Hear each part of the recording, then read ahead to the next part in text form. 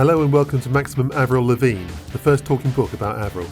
It was written and researched by Michael Sumption, music is by Amanda Thompson and it's read by Nancy McLean. You can check out our full catalogue on our website at www.chromedreams.co.uk.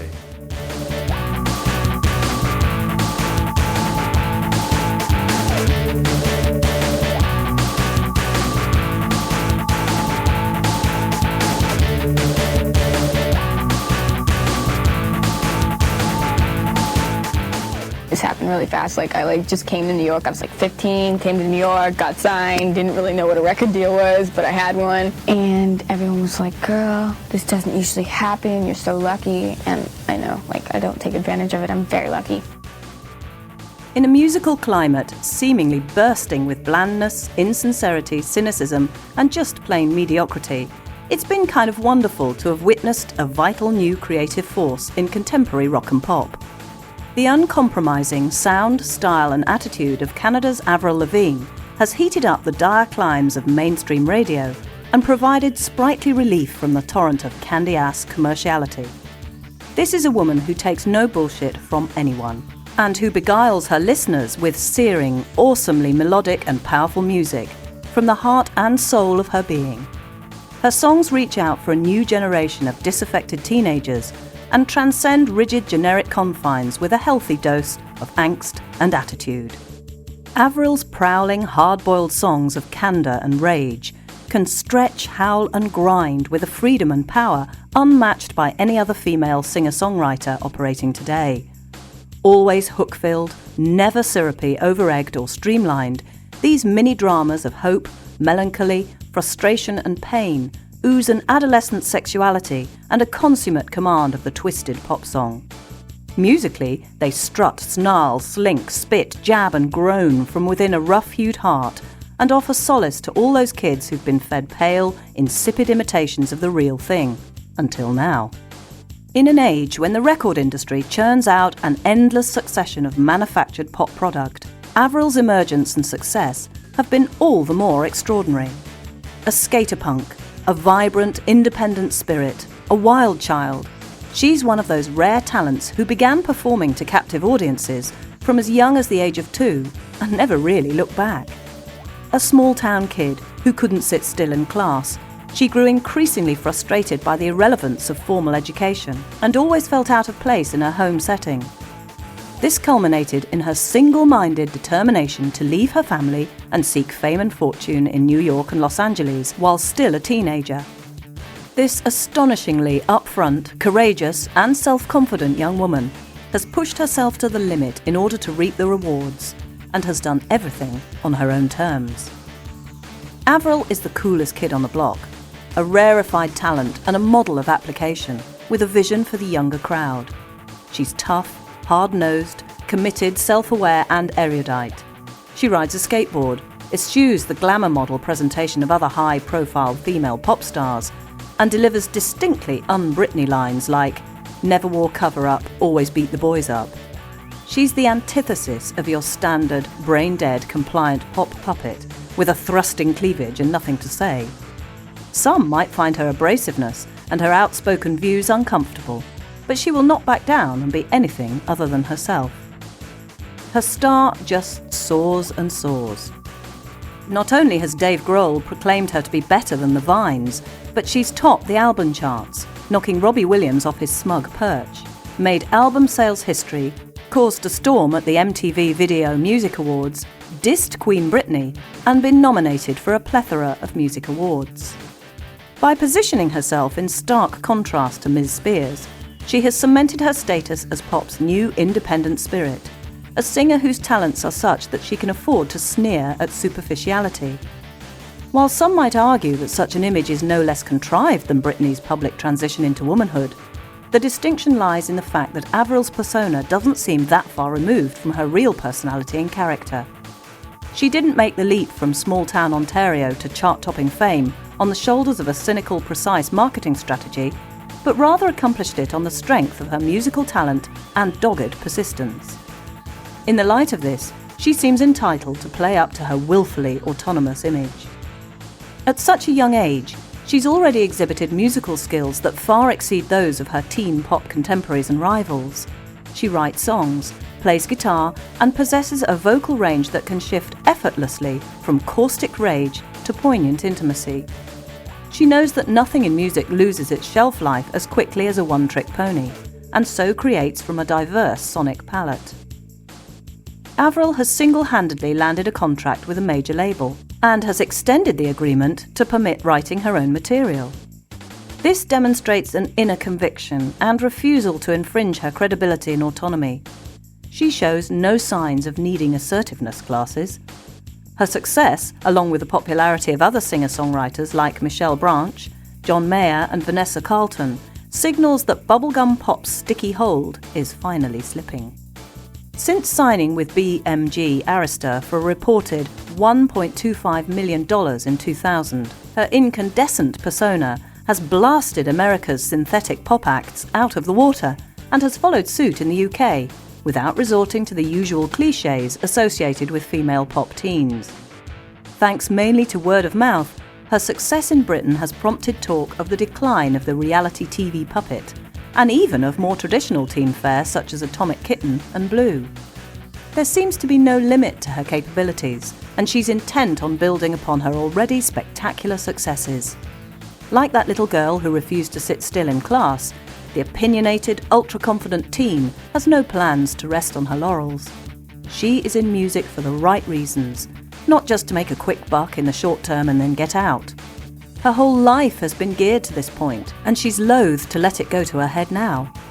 There's no looking back, no self-indulgence, just dedication to putting out as much quality music as possible. While Avril's high-energy musical style and vocal range have brought her comparisons ranging from Pink to Alanis Morissette, she has been vehement in positioning herself as a counterpoint to the musical mainstream. Songs like Skater Boy explicitly portray an anti-conformist stance, and her belligerent, no-holds-barred interviews always give good copy. It is a formula which, to date, has worked like a dream. For such a young artist with only one album under her belt, the media interest has been staggering and shows no sign of receding. Her fan base is truly astonishing, and her peers have not been slow to distribute praise. Conjoin this unique persona with an unforgettable voice and a musical arsenal the envy of many musicians twice her age, and it looks likely that she'll be around for many years to come.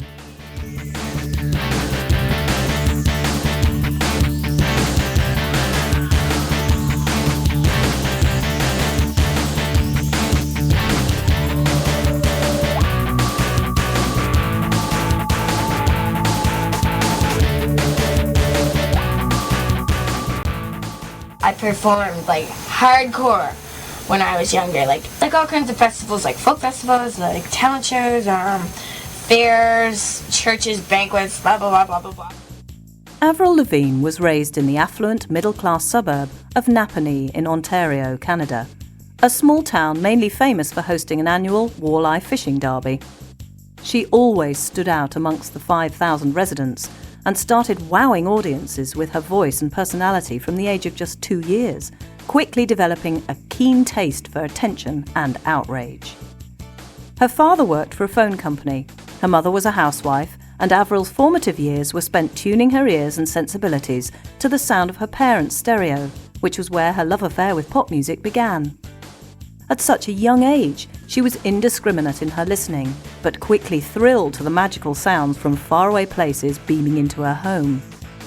Allied to this burgeoning love of music was a conviction that she was going to be a star one day. She would stand on her bed and pretend it was a stage, then sing at the top of her lungs and visualize thousands of people surrounding her. Not only would she sing in front of the mirror, she'd pretend she was being interviewed by journalists about her musical career. A middle child who always craved attention, she was bound to burst out of Napanee at some point. School held no appeal. Her life was geared to fulfilling her dream of being a pop star. Always an oddball, she distinguished herself from her female peers because of her decidedly tomboy pursuits, such as playing baseball in the summer and hockey during the fall and winter. She loved playing with the boys, getting dirty and boisterous, and was hardly your conventional dolls and plats type of little girl. At prep school, her peers all looked down on her, viewing her with disdain and suspicion. She was seen as a weird little punk, always messing around and getting into scrapes. At times, she got into fights and arguments with her brother, who'd forbid her from going hunting or fishing because she was a girl. By the age of 10, Avril knew that she was destined to become a creative writer of some kind. She wrote little novels in her spare time, stories of intensity and imagination, as well as writing her own poems. She remembers realising she was a poet and freaking out over it. She used to run around the house like a hyperactive kid, overdosing on additives, screaming her latest rhymes at whoever would care to listen. There seemed no doubt that she was unique, very different from most children. News of the young Avril's talent spread like wildfire, and she graduated from her bedroom to singing whenever and wherever she could in the local community. She started belting out impassioned gospel in church, and then moved on to festivals. In the meantime, she had fallen in love with the music of Shania Twain, Faith Hill, and the Dixie Chicks, and began performing their songs at country fairs and talent contests. Her parents were always extremely supportive, helping to arrange gigs, helping out financially, and driving her to the venues. Avril's first CD was a Faith Hill album, given to her as a present from her parents, who'd always loved the radio, but hadn't been able to afford many CDs as she was growing up. Shortly after, she attended her first concert at the Corel Centre, where she saw Shania Twain. Faith Hill, Shania Twain and the Dixie Chicks together provided Avril with the basis of her musical education. Through studying their neo-country songs, she developed an understanding of phrasing, melody and songcraft.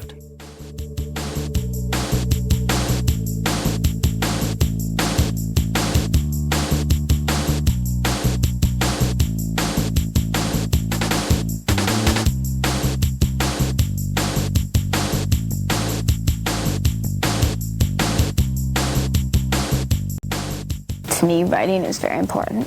I don't really want to be up on stage singing something that someone else wrote. I don't want to be singing someone else's, like, what they've been through and, like, their past relationships. Avril's first big break arrived at the age of 13, when she won a talent contest organised by an Ottawa radio station. The prize was the opportunity to sing with her biggest musical idol, Shania Twain, which blew her mind and gave her her first tangible taste of stardom and the high life. She sang the song, What Made You Say That, with her hero on stage in front of 20,000 people. By this time, she'd already started teaching herself the rudiments of the guitar.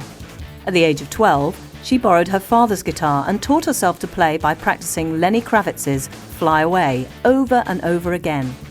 She'd begun writing chords and lyrics on the guitar in her bedroom. As soon as she mastered a G chord, still her favourite, she was capable of toiling away and stumbling on a proper melody with words.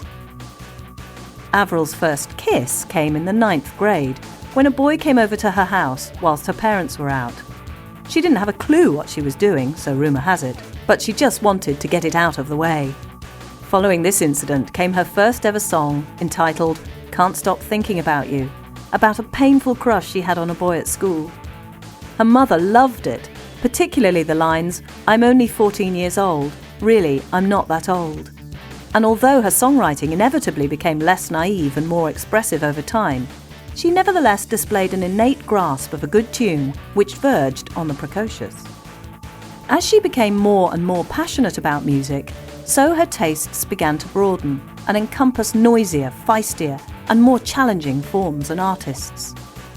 Avril fell for the more strident, radical guitar rock sounds of the likes of Green Day, the Goo Goo Dolls, Matchbox 20 and even Hanson. Gradually, she began to move on from her country phase and became absorbed in the music of her new heroes. But there can be no surprise that her biggest influence during this period was none other than that of Alanis Morissette, the controversial, outspoken and sexually frank Canadian singer-songwriter who could be viewed as the natural precursor to Avril. The Jagged Little Pill album was almost Avril's year zero, the moment when her whole musical direction completely changed and went off kilter, taking a massive leap left field. Avril was moved, shocked and excited by her new idol's explicit lyrics, feminist stance and musical dexterity. She showed Avril that it was possible to make music which dealt with serious, real-life issues, while engaging the listener on a visceral level simultaneously. Everything else seemed to be vapid, petty, insubstantial, cloying, and insincere. The You Ought to Know single, with its vitriolic diatribe against an ex-boyfriend, was a revelation, and set Avril off on a path of lyrical candour and aggressive sexual politics. This was who she wanted to be. So, armed with a new outlook, a new icon, and a whole new approach to the making of music, Avril immersed herself in songwriting. High school proved to be completely uninspiring, and she couldn't wait to leave and join the real world. Her musical gifts, aided by the inherent confidence of adolescence, made her an even more forceful character, a loud, extreme, extroverted personality with an opinion on most subjects under the sun. She kept beavering away when she wasn't in school, knocking out tunes and sending off videotapes of her live performances to legions of North American record labels. She learnt to develop a thick skin as rejections came in thick and fast, with no offers on the board. Undeterred, she pursued her artistic vision and resolved to keep honing her creative powers.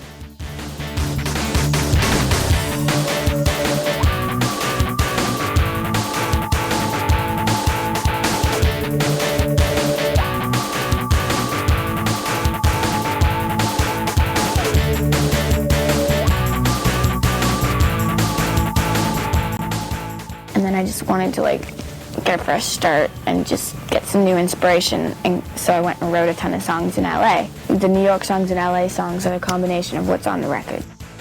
Now aged 16 and having left school, Avril took herself off to New York to get inspired and write. It was there she attracted the attention of Canadian-based management company Network, who were responsible for handling the careers of Dido, Bare Naked Ladies, Sum 41, Coldplay, and Sarah McLachlan. They arranged for Avril to meet up with some other songwriters and begin work on a demo tape with producer Peter Zizzo, but she was signed before she even had a chance to finish it. Outside the window of her West Village apartment, she spotted various prostitutes and transvestites. One night, whilst waiting for a cab, a man flashed his bankroll and asked her if she was working that night.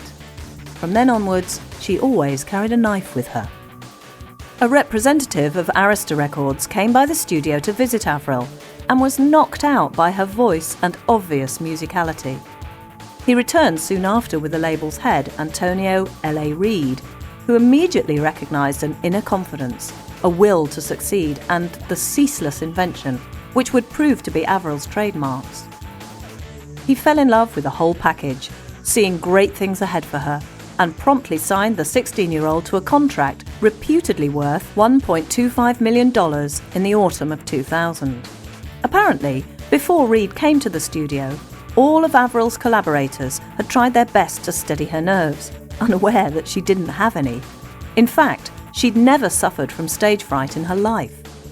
Stunned by the upsurge in her fortunes, Avril briefly relocated to Canada before making the move back to Manhattan to embark on her professional career, accompanied by her elder brother Matt as an escort.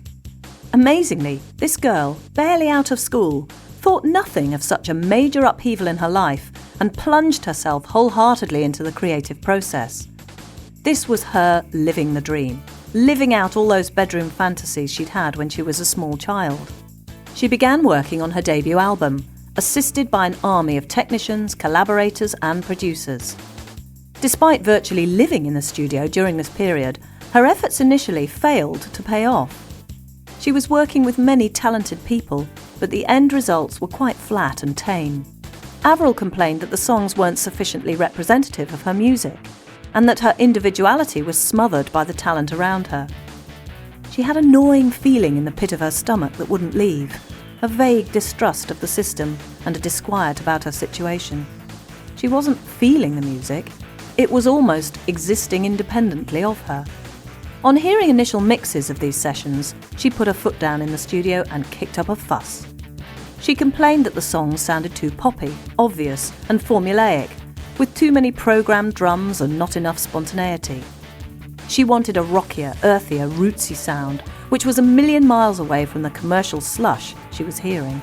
Moreover, although she'd been signed to Arista strictly as a vocalist, she balked at the notion of singing someone else's songs and insisted on having a hand in the writing process. She resisted Arista's efforts to have her perform covers, amending her contract to permit her to compose her own material. She also rejected suggestions that she should have her teeth bleached and wear something sexier than her trademark outfit of baggy pants, a tank top and a necktie. Although she never considered quitting, this period proved to be a tortuous time of stress and uncertainty. Most teenagers on such a handsome contract would have been forgiven for keeping their heads down and placating their record label bigwigs, but not Avril. She threw a few tantrums in the studio and took herself off to Los Angeles to tell the producers that her record needed major changes. Everybody stared at her in amazement as if she was mad, but she got her own way right down the line.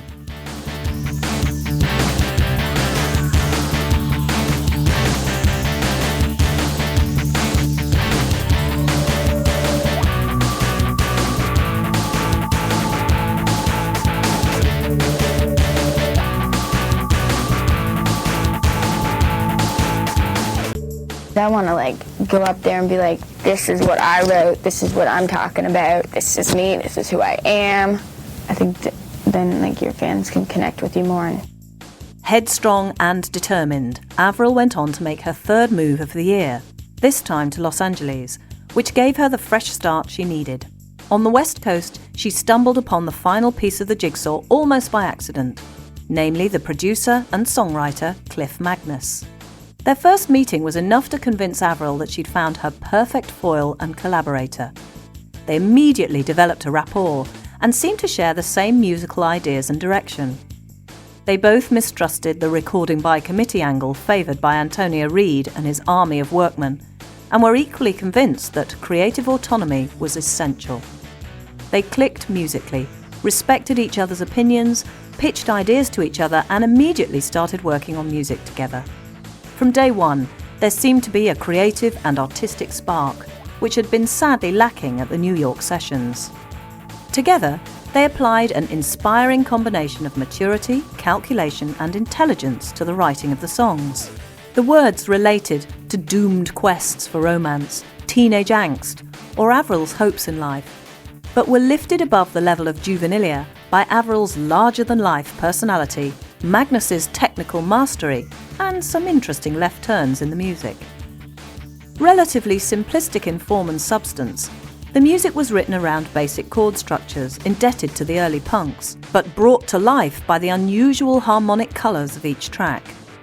The songs just kept coming and coming, and Avril and her new partner in crime were locked into something quite incredible.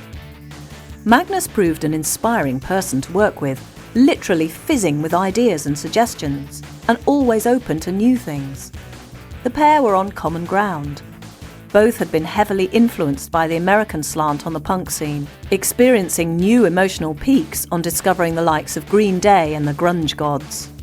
Avril, still fresh from her experiences in New York, was determined to pursue these ideas before either of them lost any enthusiasm. Magnus had never found anyone so determined and yet so adventurous and open.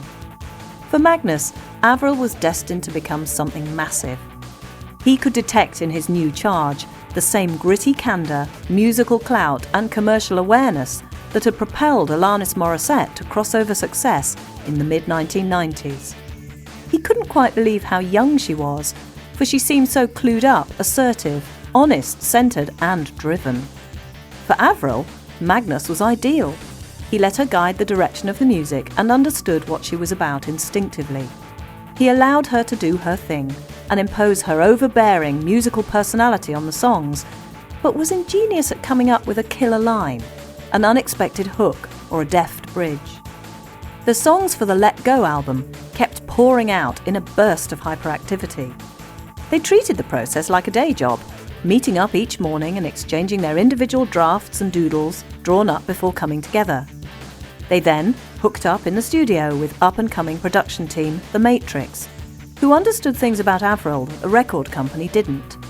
For instance, they realised that the combination of her and Magnus's raw simplicity as musicians was integral to the sound of her music, that they shouldn't be tampered with, erased or polished. A number of songs were scrubbed out and amended or just relegated to the bottom of the pile, purely because the two writers were so prolific at knocking out tunes. New favourites emerged constantly, nudging previous candidates down the pecking order. Avril's hermetic lifestyle in the studio allowed her and her team to record without big pressures from outside influences, although there were occasions when the Matrix's suggestions would provoke instant rejections from Avril or Magnus. Naturally concerned about losing their essence to high-tech production values, the sessions were predominantly untroubled and harmonious. The production team recognised that every time the tape would roll, it was pleasurable to hear it. They saw their job as helping Avril to make a good record and not to worry about selling units for the companies. So they acted in partnership, willing to go that extra distance for her while protecting her from external influences. Within a few months, the songs for the debut album had taken shape and were ready for public consumption. Avril couldn't wait to get her music out to the world. She knew the material was really strong, sounding unlike anything else that was coming out. Yet she couldn't be sure how the world at large would receive it.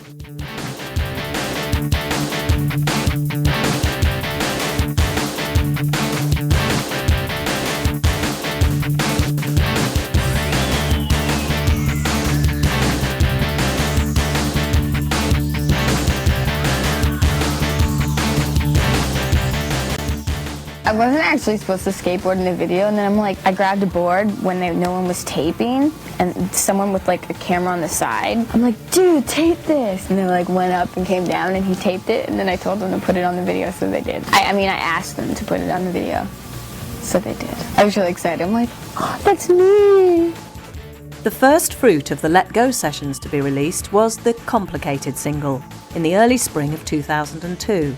Radio picked up on it quickly and generated a buzz, assisting its scaling of the singles charts across North America. By the summer, it had reached number 1 in the Canadian charts and was nestled in the top 15 of the Billboard Adult 40 list. Complicated is an unforgettable single, a genuine teen anthem of vigour, rage, lyrical honesty and musical excellence. On the surface, a simple, mellow, downbeat rocker, its myriad charms unveil themselves on repeated listens. A feast of ringing guitar lines, melodic bass inflections, turntable scratches and pissed-off vocals, it is a great pop song boasting an infectious hook which lingers in the listener's consciousness for days. The song deals with the ambiguities and screw-ups in relationships and wags the finger at people who are fake and insincere, though Avril claims not to have had any one particular person in mind. She shrugs her shoulders and accepts that life's like this, and then breaks into a tirade against those people who try to maintain a cool facade in relationships, always watching their backs and never relaxing. The lines, "Why'd you have to go and make things so complicated? I see the way you're acting like you're somebody else gets me frustrated," are delivered with the precision of a surgeon. In fact, the whole song can be read as a mission statement or manifesto for Avril's career, putting her credentials on the table, the mouthiest R&B diva, telling it like it is. The song received a rapturous reception in the music industry and particularly touched a nerve with a certain kind of morose, stroppy high school girl in North America and beyond. Critics were quick to praise her brazen, ballsy, no-holds-barred approach and rock and roll spirit. Avril was being compared with her longtime role model, Alanis Morissette, and a huge future was being predicted on the basis of this one song. Eager to capitalise on her newfound fame and acclaim, the Let Go album was unleashed for the public on the 4th of June 2002. Incredibly, it debuted at number 5 in the Billboard album charts and achieved 22 consecutive weeks in the top 10. The music press bent over backwards to welcome a bright new star into the fold, while a ready-made fan base of angsty, punky teenage girls clasped a new heroine to their bosoms. For a debut disc, Let Go is quite staggering in its reach, sophistication, wit, power and creativity. This is no fly-by-night aberration, but the opening chapter in the catalogue of a genuinely inventive and unusual artist. It is idiosyncratic, unpredictable and unsettling, while at the same time melodic and absorbing. Whereas artists like Dido seem keen to paddle in a pool of harmless, inoffensive coffee table music for dinner parties, Avril hits the senses with an all-out attack of snarling, tenacious punk pop, dreamy introspection, and lyrical bite. She flaunts sassy vocals, impeccable guitar work, and heartfelt emotion on an unprecedented scale. That crystal-clear larynx raises the hairs on the back of your neck and sends shivers down your spine, whilst raising all kinds of existential issues and metaphysical dilemmas of the average teenager. It is a tuneful, yet raucous, rock-pop blend of adolescent despair and look-at-me rage, pitched halfway between Michelle Branch and Alanis Morissette, though transcending both in its musical range and radio friendliness. The songs are a disparate collection, reflecting Avril's refusal to pigeonhole herself. At its rawest extreme, Let Go is defined by simplistic lead guitar motifs, thrusting drums, concise, repetitive refrains and ringing choruses, whilst other tracks burble and lilt with a ghostly elegance and forlorn grace. Each song bristles with a wanton energy, makes little or no concessions to obvious commerciality or contemporary musical trends, and tugs at the heart. Losing Grip is a revelation, meshing together a Dido-esque melody with loud, screaming axe work, vocal histrionics, and uncompromising lyrics about rejection by an uncaring ex-boyfriend. She uses the song almost as therapy, reciting her complaints to her ex with a barely disguised bitterness and hostility. Realising she's now left alone to pick up the pieces, she tells her former lover that he wasn't there for her when she was alone and frightened, and probably never appreciated the full three-dimensional Avril anyway. Lines such as, "Right now I feel invisible to you," and "Why should I care? If you don't care, then I don't care. We're not going anywhere," leave nothing more to be said, as the air of futile resignation cloaks the tune in an almost unbearable pathos. The simple yet persuasive chord combination is heartbreaking in itself. Yet Avril's vocal delivery raises the song another notch to a level of melancholic splendour. Naked is another storming piece on the album, portraying the flip side to Losing Grip's jaundiced observations, with an unabashed exercise in soul-bearing and vulnerability. The song is a first-person love letter to a partner, written at the precise moment when she realises that her guard is coming down and she can relax and be open with him. This remarkable, beautiful song displays an emotional maturity and a level of observation which eludes many writers twice her age. Every line is delivered naturalistically, with poignancy, genuine feeling, and yet a slight unease which inevitably comes with the release of one's soul to a loved one. She begins by trotting out her daily routine, comparing her prosaic life to a game, then reveals what effect her newfound love has had on her. The walls she's built up around her just crumble, and she has no protection from her fears and insecurities.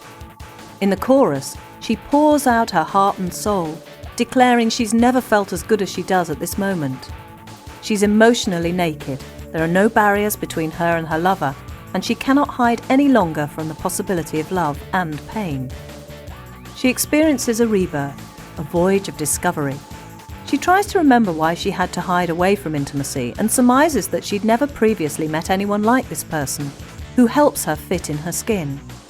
As perfectly judged as any Carole King ballad, and as disarmingly honest and direct as any Bob Dylan classic, Naked paints an exquisite portrait of a woman's return to life from emotional hibernation.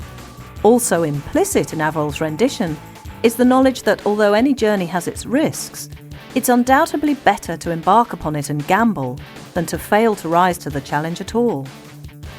Here is a rare example of psychological insight reflected in concise lyrics, which come together to create something genuinely life-affirming and touching. Too Much to Ask is another essay on disappointment in love and the discrepancy between two people's expectations of a relationship. Avril delivers a trademark tongue-lashing to her boyfriend, an insensitive, preening stoner who sees the world through a mirror. She announces her pain and isolation in the two opening lines and then proceeds to sketch out the stages of their relationship, dissecting each level of disenchantment with a curtness and rancour which dazzles the listener. She keeps coming up with examples of his insensitivity, laziness and macho posturing, and offers him an olive branch each time, only to see him shove it back in her face or ignore her complaints altogether. Her litany of accusations pile up and fall on deaf ears, leaving her alone, afraid of the dark, and none the wiser. We, the objective, detached listeners, might be moved to wonder what on earth she saw in him in the first place, and more importantly, why is she wasting so much time and mental energy on this loser? But the cumulative effect generated by the music and words is ironically one of positivity. I Don't Give a Damn is another album highlight, a frenzied dollop of Avril angst and bile, which pushes all the correct buttons musically and mines a suitably ambivalent lyrical terrain. Dealing with the aftermath of a transgressionary kiss, in which Avril hurls a heap of self-justifying vitriol at the boy in question, this track works on two levels. Firstly, there's the implication that the narrator is in control of the situation, as she so emphatically tells the young man in question. However, on another level, the lady doth protest too much, and her insistent cries of independence begin to wear, prompting the suspicion that she's subconsciously angrier with her lack of self-control than with the anonymous object of her disaffections. Chastising all men as being boorish, unfeeling or cruel sounds like the desperate crowing of a woman who's fallen for the wrong man, although the incessant machine gun-like delivery of the title invites a suspicion that the opposite is true. The stylistic device used here is clever and inspired, plundering ferocity and sorrow in equal measures, if lacking the emotional depth of Naked. Tomorrow expertly mines the ambivalent attitudes that can arise in a relationship and the disabling effects that uncertainty can impose upon even the most rock-solid of couplings. Avril recounts her feelings of instability and indecision to her lover, who is only too willing to reassure her that everything will be all right. She accepts philosophically that tomorrow is another, different day, and she might have a new perspective on her relationship then. But the astute listener infers a note of resignation or finality in her exposition. Moreover, the telling lines, "It's always been up to you," "It's turning around," "It's up to me," give the strongest indication that her mind's already made up, and the second line in particular introduces the song's sole flicker of intent. Behind the lines, "sheen of self-realization," lies a tinge of revenge or bitterness. This track is another deftly composed gem, a haunting portrait of real lives in motion or stasis. Nobody's Fool is a roaring colossus of a song, bolstered by a swagger and a defiance. Lyrically, whilst hardly breaking sweat, it can be read as a personal manifesto or statement of intent, of which the honchos at Arista would do well to take heed. Avril lays her cards on the table from the opening lines, warning anyone who'll listen that she is who she is, insisting that she won't be turned into something else. Though not the strongest or most subtle tune on Let's Go, Nobody's Fool invigorates the listener and acts as a welcome breather from the deluge of navel-gazing introspection and razor-sharp insight elsewhere. Things I'll Never Say is another expertly crafted nugget from the relationship drama bag, though this time refreshingly depicting the female in the role of tongue-tied, taciturn, hopelessly in love narrator who can't bring herself to tell her partner how she really feels. Avril's humbling soul-bearing induces goosebumps in the listener and is accompanied by music which instinctively begs for mercy. We feel her stomach-churning pain and torture as if they were our own. Anything But Ordinary is an up-tempo rocking ode to individuality and staying true to yourself, swayed by delicious guitar and plaintive vocals. More straightforward than other cuts on the album, this cry for insanity, extremism and individualism amidst the stiflingly mediocre, the commonplace and the plain dull, rocks like a mule and boasts some fascinating imagery. I'm With You is a string-soaked beauty, which employs a drifting mood of melancholy and unbearable tenderness. A triumph of confessional art and melodic sobriety. Its romantic lamentation of a lonely soul crying out for affection on a dark, cold night touches raw nerves of adolescent angst and unrequited ardour, with a poetic dexterity that is without equal in modern pop. Its surface prettiness never veers towards saccharine sentimentality and displays a superb arrangement echoing the best classic songwriting traditions. Wistful, steeped in genuine longing and lovelorn loss and crying out for a cover version, this pièce de résistance commands the listener's attention from the off and induces a feeling of genuine pathos. A sad, sad number. Why is another painful song, addressed to a loved one by a pissed-off narrator who demands answers left, right and centre and now. She assures her errant partner that she needs him and won't let their relationship fall apart, but requests to be told how he feels. A tone of desperation runs throughout the song, and seeing as we don't get to hear the partner's responses or side of the story, we're left to conclude that he's upped and left, either physically or mentally, a long time ago. Avril sketches out this woman's yearning and fears with aplomb, and the ambiguity of the situation makes for a rewarding listen. We're left to fill in the gaps and come to our own conclusions about this frazzled relationship. Falling Down continues from the front line of the sex wars, this time with the narrator telling her intended that she's too busy enjoying herself and flying free to become bogged down in a more formal relationship arrangement yet. Still yearning to try and touch the sky, she wants to carry on exploring herself and life before the habit of domesticity and routine sets in. The metaphoric mobile articulates the Avril lifestyle experience with a featherweight poetic touch, reminding us all that she's a free spirit, unfettered by the 9-to-5 routine or responsibilities. Unwanted grapples with betrayal and rejection, with remarkable insight from the perspective of the person dumped. And Skater Boy is a delicious narrative about the differing paths crossed by two high school kids, him now an MTV rock star, she a single mother. It also deals with the horrors of schoolgirl bitchiness and the shift in perspective that time allows, even sneaking in a morality lesson about the importance of seeing beneath the skin and appreciating people for who they are, not their appearance. If all this on paper sounds like the worst Sesame Street anthem ever, then the fact that it comes dressed up in the most infuriatingly catchy, insanely addictive musical package since the Undertones' Teenage Kicks will come as a pleasant relief. My World is quite brilliant, laying bare her raison d'etre in no uncertain terms and with charm, intelligence, wit and self-parody. Lyrically, the words read like the swaggering one-upmanships of 1,000 medallioned bling-bling hip-hop stars, but delivered with conviction, irony, and amidst a chunk of inspirational guitar music, the piece delivers unassailable, irrepressible joy.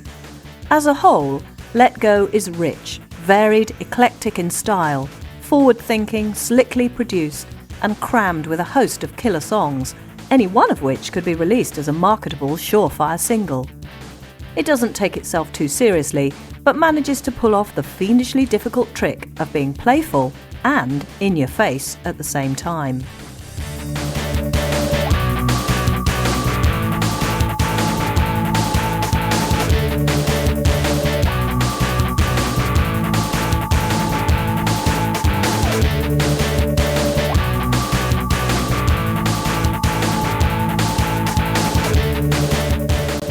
That's like one aspect of my life that kind of got blown out of proportion. Like everyone's like, so you skateboard, how good are you? And I'm like, dude, I suck. I mean, I like to skate. I like to do it on my free time, but I don't want someone like shoving a camera in my face and a board and being like, here, let's see what everyone's talking about. Because it's not like that. I'm no pro. It's just something that I like to do and it's fun. 2002 became a landmark year for Avril as her career took off into the stratosphere.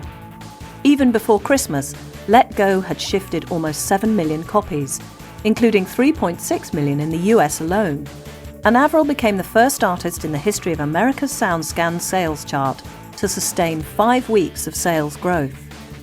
The Skater Boy single maintained the momentum and helped her establish her name and reputation in Europe. She made a series of high-profile television appearances, including The Late Show with Craig Kilborn in August and both Jay Leno and The Late Show with David Letterman in October. US Weekly profiled her and Time magazine interviewed her for a feature on the new wave of female artists, the Authentic Girls. Nickelodeon aired a special devoted to her in August, and her song Tomorrow was included in an episode of Felicity in March. She performed an exclusive concert for Radio 1 in November, which went down like a storm. There was even a computer virus named after her, which infected computers through email. Avril picked up 4 gongs at the inaugural Radio Disney Music Awards ceremony, taking home Best Homework Song for Complicated, Best Female Artist, Best CD and Best Song. She was nominated for Best Newcomer and Best Video at Belgium's TMF Awards, and Best Pop New Artist and Best Pop Female Artist at the Billboard Music Awards. Meanwhile, news of Avril's wild child behaviour was spreading across the US and further afield. In August, she told Rolling Stone that she'd recently got herself into 3 fights in a club after being taunted. Security guards dived in and threw the rock delinquent out of the venue. Her management had harsh words for her, warning her that she might be arrested and deported from the US if further incidents happened. Possibly her defining moment of the year came at the 2002 MTV Video Music Awards, where she picked up a Best Newcomer award. As she collected the prize from American Idol winner Kelly Clarkson, she wriggled free from the manufactured pop puppet's embrace and grabbed the award. Clarkson was noticeably stunned and embarrassed by this expression of disgust at Simon Cowell's latest addition to the pop assembly line. This was seen as Avril making a stand against the anodyne product of American Idol, clogging up airtime and chart space. Some accused her much-vaunted authenticity of being cynically constructed and contrived, but Avril was adamant she was for real. She told a magazine that she'd rejected some flattering, glamorous publicity shots because they weren't representative of the real her. She said she refused to wear clothes which displayed her stomach, breasts and buttocks, and went on to claim that she could be better than Britney Spears. She ran into further controversy regarding Ms. Spears when she ripped into her dress sense in an interview with Chart Attack. She criticised Britney's fashion crimes and even questioned the purported status of her virginity, which she saw as fake. By pouring scorn on her identity and image, Avril distanced herself from the Britney School of Music and Lifestyle and all that it stood for. She was speaking from the heart, but the whole outburst stood out as a brilliant marketing move, positioning herself in direct contrast to the golden girl of US pop. In the run-up to Christmas, the UK reported that sales of Avril's album had taken on a life of their own, mainly through word of mouth. She ended Robbie Williams' 6-week run at the top of the album charts with an album that had already been out for more than 5 months.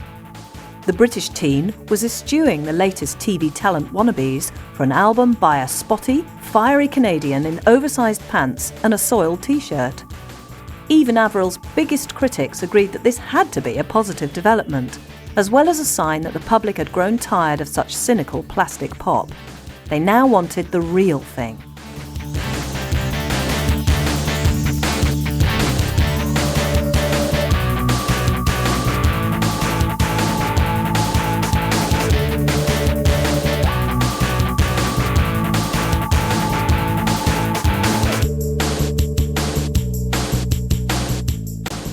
I'm a solo artist, and it's my name, but I have the band vibe, and I want people, when they hear my name or think Avril Lavigne, to think of me and the guys. That's how much I want them to be involved in this, and I'm making it as much of a band as it can be. In January 2003, Avril received another welcome boost for her career when the influential Newsweek magazine proclaimed her to be the new model of cool. In a piece identifying the good and bad of the past 12 months, they labelled her as the coolest new kid on the block. The anti-Britney was the essence of cool for the younger, clued-up crowd. The man who signed her, Antonia Reid, argued that Avril's rise signified the death of the slick, disposable bubblegum pop. He said that kids could identify with Avril's clothes, attitude and problems, with her rocky tunes and skater image providing a refreshing antidote to the predictable pap which had dominated the charts for so long. At the end of January, Avril embarked upon her first headlining tour. The Try to Shut Me Up tour encompassed Singapore, Seoul, Scandinavia, Germany, Italy, Holland, Belgium, Britain, US and the rest of North America. Gob supported her on all her North American dates, with Swollen members joining Avril and Gob at the Canadian gigs. As the awards season kicked in, the name on everyone's lips was Avril Lavigne. She was nominated for 2 Brit Awards for Best International Female Solo Artist and Best International Breakthrough Artist, which were to be announced on Thursday the 20th of February in London. Before that, she was nominated for an NME Award in the category of Best Solo Artist. The ceremony was to take place on February the 13th at Punana in Hammersmith, London. She was also in the running for no less than 5 Grammys in the categories for Song of the Year, Female Pop Vocal Performance, Pop Vocal Album, New Artist and Female Rock Vocal Performance. The ceremony was due to take place in New York on February the 23rd. On March the 1st, the Canadian Radio Music Awards were to be held, in which Avril was up for a further 5 nominations. The categories were Best New Solo Rock Artist, Best New Rock Group or Solo Artist, Best New Solo Artist, Fans' Choice Award and Chart Topper Award. Meanwhile, the Let Go album achieved double platinum status in the UK and hit the 8 million mark worldwide. Avril's career trajectory is on a high and looks set to soar for a while yet. In carving out her niche in modern pop as an outspoken, gutsy, forthright, independent, free-thinking young woman with gorgeous songs and a remarkable voice, she has sent shockwaves out to a world which had grown complacent and accustomed to ersatz facsimiles of the genuine article.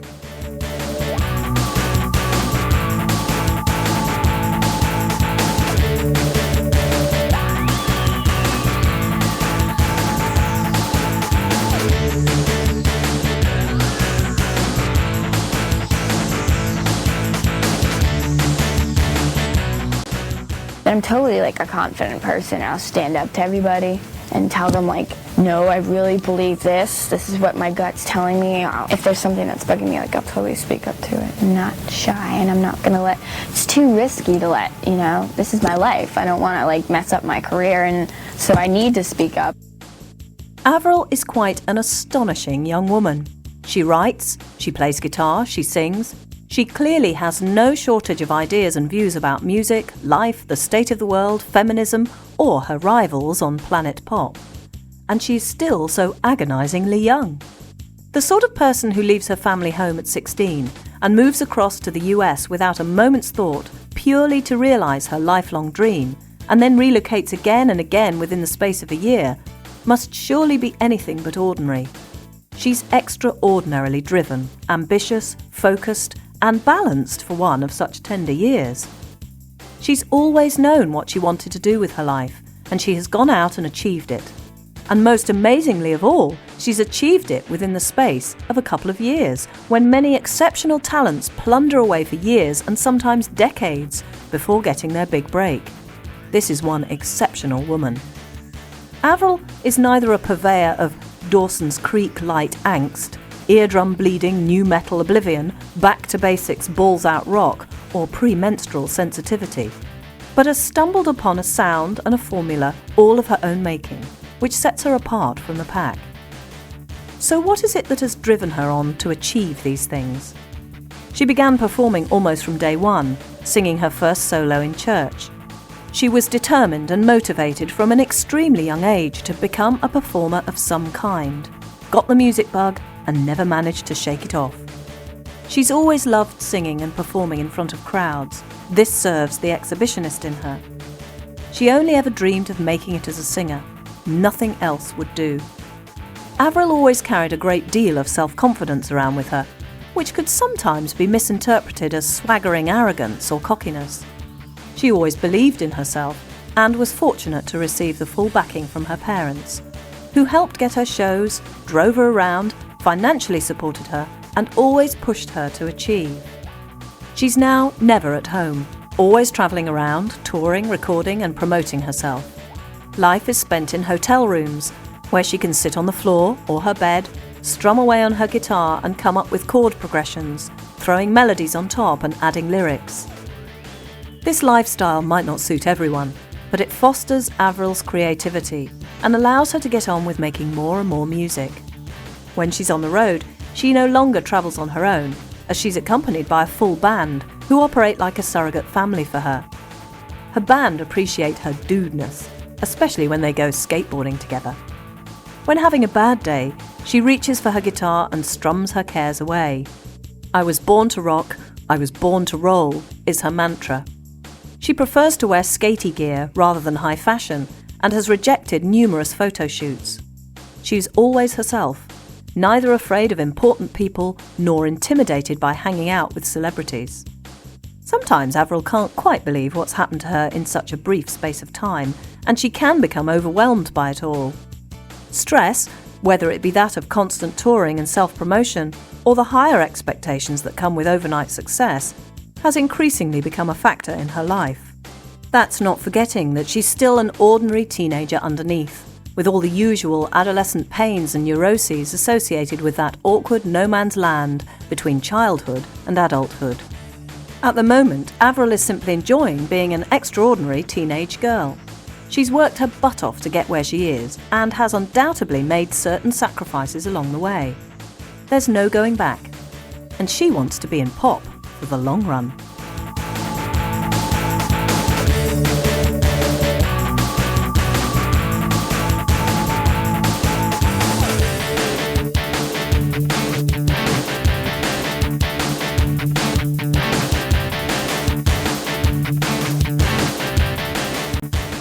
It's like we have something really special and we really connect really well, and just it's a strange thing. It really feels like we're all supposed to be together, and I think it's a really cool, unique situation. Avril's journey from God-fearing gospel belter to icy, angsty guitar idol has been invigorating, astounding, unpredictable, and not without a number of leftward turns. Raised as a child in Napanee, she became a performer as soon as she could open her mouth. Her parents weren't massive music aficionados, but the radio sounds young Avril heard exposed her to a secret world of tantalising beauty, mystery and excitement. Her grounding in gospel in the local church established the basic rules for phrasing, diction and expression. From an early age, she realised that performing music held an enigmatic power over both the performer and the audience. She graduated to singing country in talent contests and fairs and festivals. Her primary influence was the belly-bearing country girl from Timmins in Ontario, Shania Twain. She fell for her swooning voice and pretended to be her while singing in front of the mirror at home. The natural progression was to learn the songs of Shania Twain and then perform them herself in public, quickly winning rave notices for her versions around the country. Faith Hill and the Dixie Chicks also featured heavily in her sets. Then came a radical move in a completely different direction, one which would change her life forever. Hearing Jagged Little Pill by Alanis Morissette turned her world on its axis. This was music which meant something, which spoke of real personal problems instead of the standard, banal, I love you, you don't love me clichés of teen pop. Everything else seemed trivial entertainment, but Morissette was digging deep into her psyche and examining life's unpalatable truths. Musically, it had a kick too, and tapped into Avril's burgeoning discontent with school, her contemporaries, and the adult authority figures around her. Morissette came in a package which was too irrepressible, too significant, too incendiary to resist. So, armed with a guitar, a snarl, and enormous reserves of self-confidence, Avril immersed herself in louder, noisier music and absorbed the sounds of the Goo Goo Dolls, Matchbox 20 and Hanson alongside her new female icon. All these influences fed into her muse subconsciously, and Avril soon discovered her own musical voice, her own mode of expression. Church music and the sanitised pop country sounds of her youth laid her foundations for performance, but the cutting-edge guitar angst of these later influences helped inspire her message, style and attitude. Shania Twain showed Avril how to deliver a song, but Alanis showed her what to say in it. At the moment, Avril finds she has little time to go out and buy albums to seek new inspiration, but she's recently discovered the delights of Dillinger 4, Sum 41, System of a Down and Queens of the Stone Age. These are what rock her boat for the minute. There's no knowing which musical direction Avril will sail towards next, but you can guarantee that it will be fascinating. With the onset of maturity, she might evolve into a millennial female troubadour like Dido, a priestess of snotty punk like Courtney Love, a maverick sonic explorer like Björk, or even a mainstream icon of cool taste like Madonna. the wait will be worthwhile.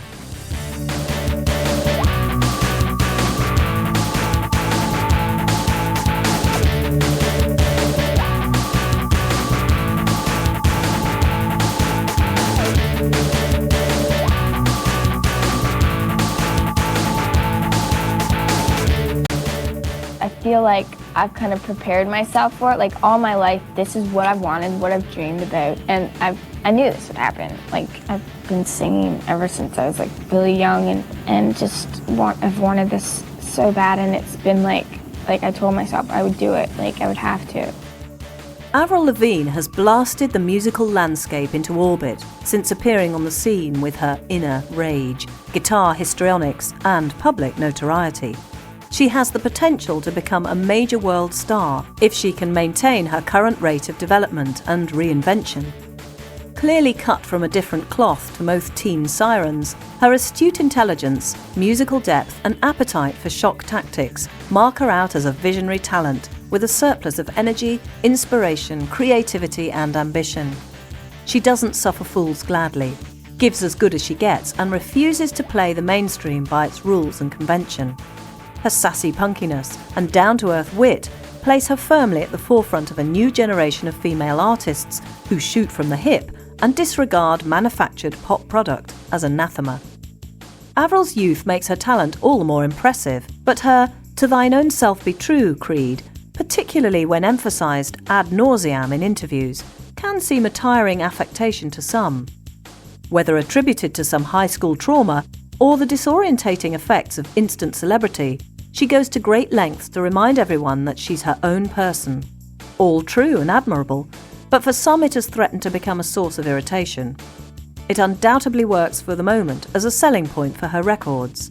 The teenage girls on the website message boards talk about her in hushed tones, as if she was Joan of Arc, but in a press situation, it could become a lazy caricature. By music industry standards, one album and a few singles has never ensured longevity, and Avril still has to stabilise her career with a strong sophomore effect. The difficult second album syndrome has afflicted even the best artists, but one senses she is more than equipped to deliver, and then some.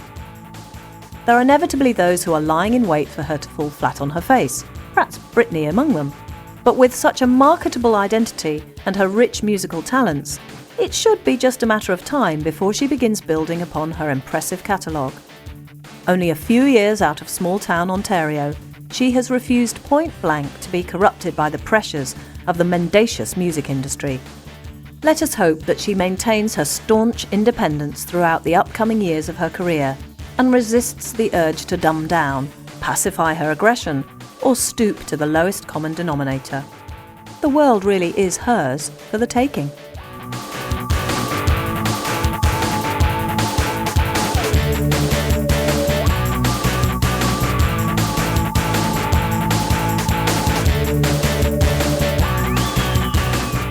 Thank you for buying Maximum Avril Lavigne. We hope you enjoyed it. Watch out for further titles on Chrome Dreams coming up soon. If you did enjoy it or have any comments or suggestions, write to us at Chrome Dreams, PO Box 230, New Malden, Surrey, UK, KT36YY, or email on mail@chromedreams.co.uk. Details of our full catalogue are listed on our website at www.chromedreams.co.uk. Thanks again for listening, and goodbye for now.